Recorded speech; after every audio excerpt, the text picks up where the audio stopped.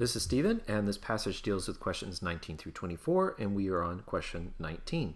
The passage is primarily concerned with what? This is a main idea question, so we need to make sure our answer choice reflects a majority of the passage, like 80 to 100%.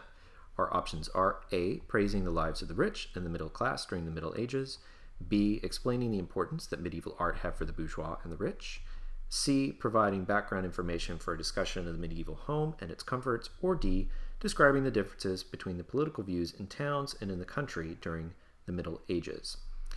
So the author opens with the statement, any discussion about domestic life during the medieval period in Europe must exclude an important group. It cannot refer to most of the population who were poor. The author lays the groundwork for discussing the medieval home and its comforts by first discussing why the poor, aristocracy, and the clergy cannot be included in the discussion. The author is leaving out the rich from the discussion, so because of that, answer choice A doesn't work. So medieval art is mentioned not as important for the bourgeois and the rich, but as an antidote for the poor. And that you can find here. So, which we appreciate for its simple beauty, talking about medieval popular art, its makers even more for its splendor and pomp, its over-decorated sumptuousness was needed to make an impression on a public who sought to escape from the wretched conditions under which they lived. So it's talking about how the poor needed art to escape the miseries. So because of that fact, we knock out answer choice B.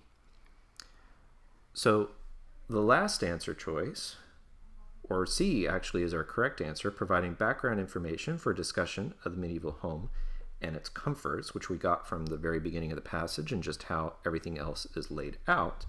But D doesn't work because nowhere in the passage does the author really go into detail about the differences between political views between the towns and in the country during the Middle Ages. It's briefly mentioned, but it's not very much about, or not happening very much in the passage. So the only answer that makes any sense is C, providing background information for a discussion of the medieval home and its comforts.